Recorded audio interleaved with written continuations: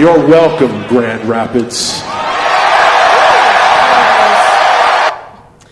Good evening, Grand Rapids. Welcome to NewsFlash. I'm your anchor, Gwen.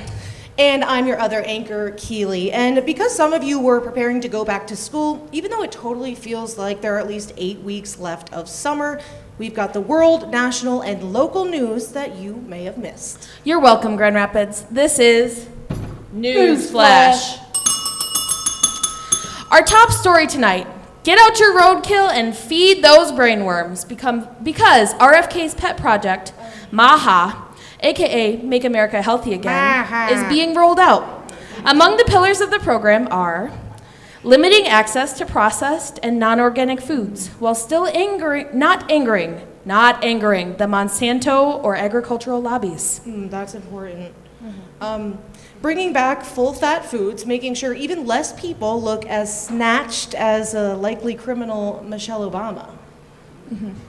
Boosting fertility rates by decreasing the cost of child rearing, while also stigmatizing formula and requiring all mothers to breastfeed.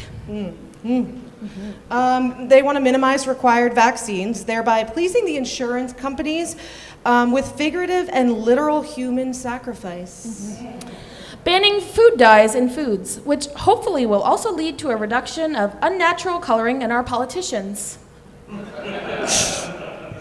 Encouraging frequent dental visits and extensive teeth work while also removing fluoride from water and toothpaste. It seems a little bit counterproductive to me, and not just because I don't really want to have somebody poking my gums any more than I already have to. And good news: lowering psychiatric drug use, aka no more Adderall. Don't worry, these policies will never be enacted because most of us can only start projects, not complete them. That's why we take Adderall. Yeah. I hope they don't take it away. I'm going to refocus. Republican Congress members in Texas are actively working to redistrict to ensure no more close elections. That's despite a 15-day holdout from House Democrats who literally left the state to prevent a vote. Now, in response, Governor Newsom vowed to turn California totally Navy with their own redistricting plan, making it bluer than a Sydney Sweeney ad. The National Guard and the now federal, formerly local law enforcement agencies have been called to D.C. to clean up, lock up criminals, and make it safe again. Trump says they're going to get it done quickly, but unfortunately, the biggest criminals have been hard to get due to tall fences, infrequent public outings, sharpshooters on the roof, and Secret Service guards around the clock.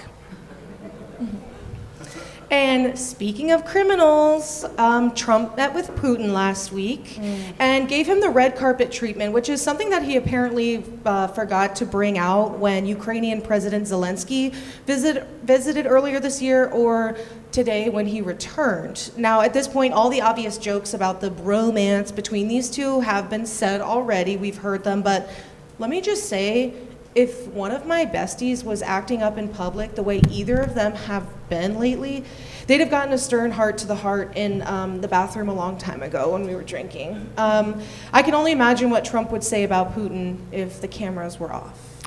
We were best friends in middle school. I know, right? So embarrassing. I can't even, whatever. So then in 2016, I got elected with my first VP, Mike, who was totally gorgeous. But then he refused to re-elect me, and Vlad was like weirdly jealous of him. Like if I would blow him off to hang out with Mike, he'd be like, "Why didn't you call me back?" And I'd be like, "Why are you so obsessed with me?" And then for my election party, which was an all-American pool party, I was like, "Vlad, I can't invite you because I think you're Russian or something." I mean, he couldn't have a Russian at my party. There were going to be Americans there in the red, white, and blue. I mean, right? He was a Russian. So then his secretary called my secretary and started yelling at her. And it was so R-worded, and I don't mean Russian. And then he started bombing Ukraine because no one would talk to him. And when he came back, all of his hair was cut off, and he was like totally weird. And now I guess he's on crack. Local news, the Breakaway Music Festival was held this past weekend at Belknap Park. An amazing opportunity for those who are too poor in money and or PTO to go to Burning Man. Or for the crust punk who were still left over from Upheaval Festival last month.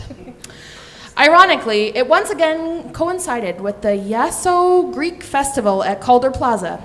Because what goes better together than drunk Greeks looking to party and rave, kids looking for something to eat? Look no farther than the closing set by DJ Sakanaki Opa. Yeah, for that one. Also this weekend, Grand Rapids' very own bike polo team, I also don't know what that is, hosted the National Bike Polo Championship Tournament at Highland Park. That's what it looks like. And teams from all over the country played all day from Friday to Sunday, with the ultimate victory going to the team from Los Angeles, which makes sense, like with their lungs conditioned to the LA smog. They had major advantage, even with any lingering Canadian wildfire smoke. Well, unfortunately, the excitement proved to be too contagious, and at nightfall, a lot of the cyclists descended into downtown with their polo mallets, and they wanted to strike any cars parked in the bike lanes. It was like a terrible night to be a DoorDash driver on Bridge Street. Speaking of poor dining decisions, they're building a Raising Cane's on 28th Street. The so-called restaurant is set to open before the end of 2025 and will likely be the only one in West Michigan for some time. If you've heard that and thought, OMG, yay, or ring a bell, you clearly are not from around here. If you thought some version of, oh God, 28th Street is already literal hell, we have some good news. With this traffic nightmare, it might finally feel like Kentwood is a walkable city due to traffic backing up past the Beltline. I'm not from here.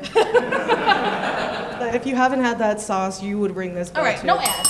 Okay, in other car news, woo, I love cars. A Jeep Cherokee, Grand Cherokee commercial was shot this past Wednesday in downtown Grand Rapids. So cool. That's not downtown. The shoot didn't go quite as planned, though, as the car kept getting stuck in construction traffic. It would have been a little bit more impressive if they had chosen a more dynamic location, like maybe a spin out on the S curve, a head-on collision on the 6th Street Bridge, or probably losing a muffler on the bricks of Easttown. In other Michigan news, an attorney was caught trying to smuggle drugs into the Central Michigan prison this week. Their smuggling was discovered when a security guard asked if they had anything to declare, and the lawyer said, "I plead the fifth," which is the correct response if you're in court, but is the most suspicious response ever if you're trying to sneak coke into a jail.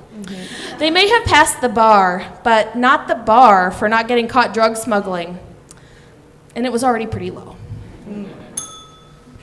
As summer draws to a close and many people prepare for autumn, which some of us call fall,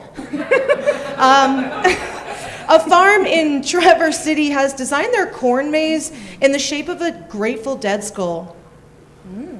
I hope that's... Along with apple cider and pumpkin donuts, the admission booth will also offer hits of LSD. So navigating the corn maze will feel just like walking through the spinner section of a Dead and Company concert. And also, for some reason, John Mayer will just be there. In entertainment news, Sean Kingston is an eeny, meeny, miny, mo felon. The Jamaican rapper, beloved by millennials everywhere, was writing checks he couldn't cash. Literally. He received over $1 million worth of luxury goods and did not pay for them until somebody called 911. He did not act alone. He had the help of a beautiful girl, his mother, who received a 5-year prison sentence compared to her son's 3.5. Talk about a face drop, which we're told is another Sean Kingston song. Luckily, the police escort said, "Shawty, I can take you there." That was a good one. Taylor Swift. Woo! You can Woo! Okay, just us. Ew. Okay, so she now holds the record for the most listened to podcast of all time, which is unsurprising. There's a word here. Usurping. Surpassing is probably another word we could have used. The previous record holder, which is DJ T. And she didn't even have to talk to Joe Rogan to do it. On the New Heights podcast, hosted by Jason and Travis Kelce, Taylor Swift answered questions, sat like a queen, while her man made googly eyes at her and announced her 12th album. Death of a showgirl. I think that's how she'd read it. And it's coming out October 3rd. Swift openly shared that she dropped several Easter eggs throughout the podcast. And as Swifties, we have taken a page from her book and dropped several Easter eggs throughout this NewsFlash. So we really hope you are overanalyzing this segment, and maybe you might unlock some GR secrets about comedy. Last week, two best friends prepared a tiny breakfast of screamed corn for their denim darlings. An act of borrowed talent they called hot and delicious, but the children called haphazard. It turned out to be a botulism buffet.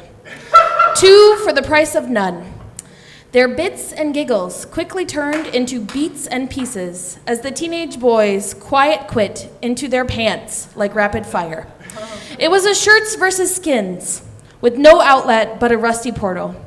Like father, like son, these Leonard lunatics had to dispatch a button-up brigade to save daddy's boys. How to get rid of these weak pleats and wet shoelaces? Church or basement? A hot metal playground? The sock daddies threw the unsalted tops into a blind box and took a short run in their forward focus to the thrifted crib, dumping the toxic humility into a shallow water blackout. The flagella cyclones cried out, "I'm alive down here!" But the Planned Parenthood just watched as their raccoon platoon moved into squish complete. Now these Joyce 2 men are on a handlebar hiatus to reflect these light bulb shenanigans until the shareholders meeting with Santa's elves. David Lawrence, Universal donor, an agent of chaos, says that for $1.25, he can reproduce this gut instinct by skiing and drinking canned champagne with some queer comedy quenchers. But maybe that's a hit sequel best left for another time.